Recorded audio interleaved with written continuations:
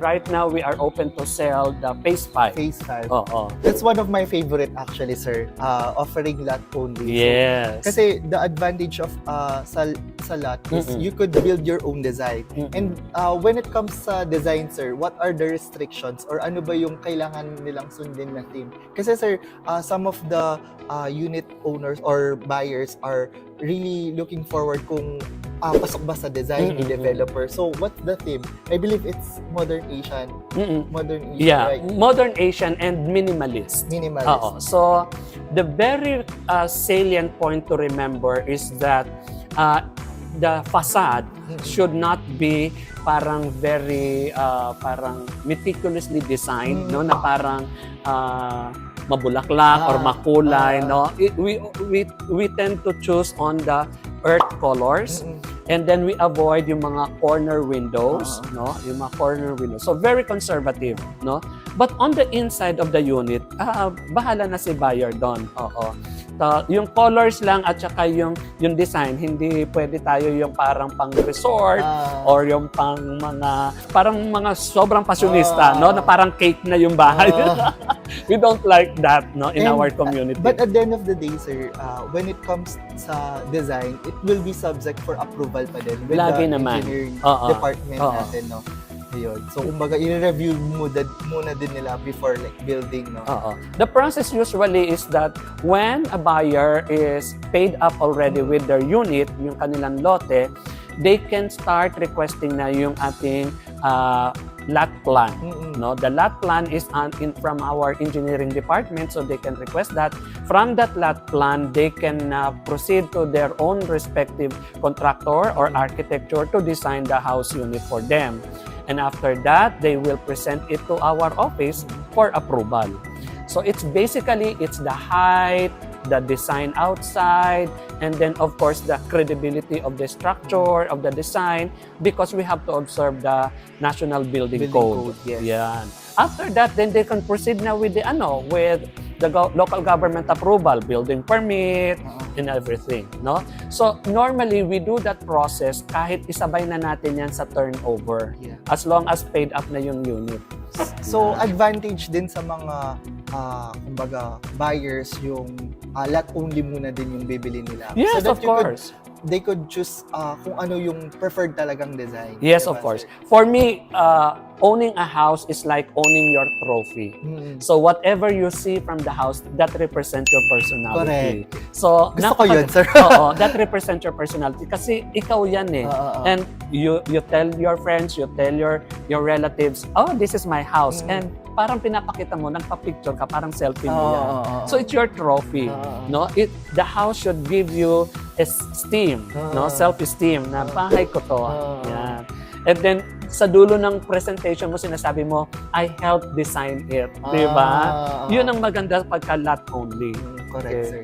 And when it comes to the sizes, sir, how many square meter yung starting point natin? Typically, Filinvest for the residential house and lot, ang aming frontage is on the 10 meters wide. Now, Mga clients natin, gusto nila yung like 200, 300, 400. So, pwede naman yon.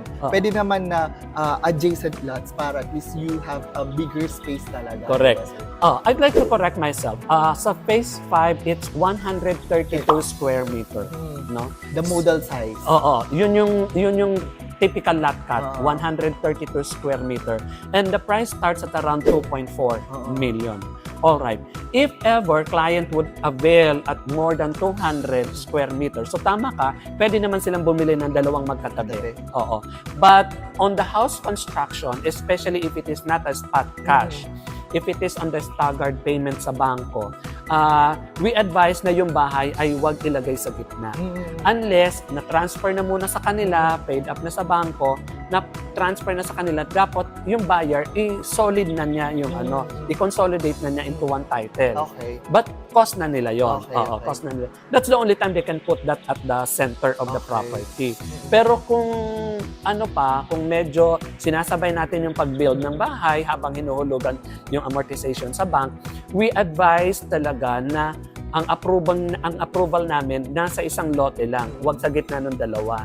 So that if in any case something happened with the finances of the owner, may mangyari, at least we can save one lot, no? At yung pwede niyang i-back out yung isa o resell niya yung isa na may bahay na hindi niya masyado maaabala.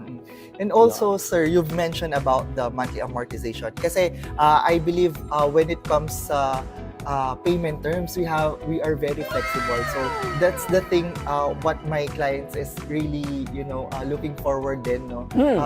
Very flexible and mahaba yung payment terms natin. Yeah, diba, I'm excited to share you this kasi very recent lang yung promo na nilabas natin, no? Well, aside from the spot cash, meaning a total contract price within the day or within 30 days, we also have a spot down payment, which is maybe within the day or within 30 days from the start reservation stage. Then, of course, the regular staggered. The regular staggered industry practice is around, for the lot only, it's around payable 20% down payment, payable in 6 months. That's the standard industry practice. Yes. But I'm excited to share you this. For our lot only, we are offering the phase 5 into 1090. 10% down payment, so medyo nahati sa dalawa. Correct. It is more affordable. And the length of payment is 24 months. So my God, you're just paying like 13,000 a month, sir. no? So samantalang yung mga kakilala ko na mahilig sa gimmick, more than that, yung nauubos nila a month. Grabe. So 13,000 a month mo, nakakapag-invest ka na sa property na very close to the key progress ng Central Luzon, which is Mabalacat. So very attainable and achievable yung mga kumbaga yung payment scheme Correct. that we have, no, sir? Oo. And then the 90% balance is on the bank. So sila din naman ang magbe-benefit nun if they would like to shorten the pay term or extend the pay term. Depende yun sa kanilang mapoproduce na documentation with the bank. Okay? And if it is stressed bank, well, mas accommodating, no? Kasi siyempre, sister company namin yon. Mas accommodating tayo pagdating dun sa mga documentations. Yan. There's another thing. The phase 5 of Claremont is also offered as deferred 36 months. Oh. Yes. So, medyo excited ako mag-share sa iyo yan. Kasi very recently lang nilabas yan. The normal industry practice, when you say deferred, that is supposed to be 24 months only. 0% interest. 0% interest. But on phase 5, exclusive lang, Alan, kay phase 5, that is 36 months. So, meaning 3 years at 0 interest. So, sobrang or super long ng terms talaga at 0 interest. Imagine na, kasi when you reserve pala to a lot, you will going to lock in the price. So, let's say you bought it at 2 million. Let's say, for example, 2 million. And then, for the rest of 3 years, 2 million lang yung binabayaran Exactly. So, kahit pa nagkaroon pa ng price increase yung katabi mo, you will not be affected. Naka-lock in na sa'yo on how much did you reserve that.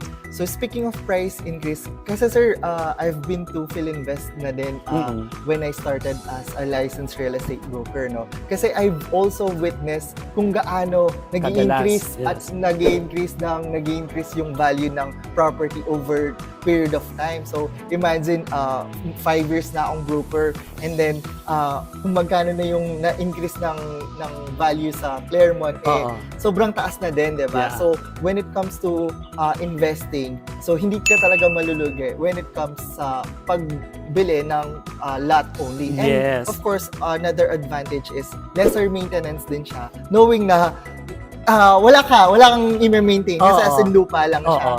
Lalo na ngayon sa phase 5 at saka sa Hampton Orchard, wala pa kaming homeowners dyan. So, talagang wala kang maintenance pa as of today. Universally true na kapag sa real estate ka nag-invest, no, talagang walang pag-depreciate. Yes. It's always appreciation.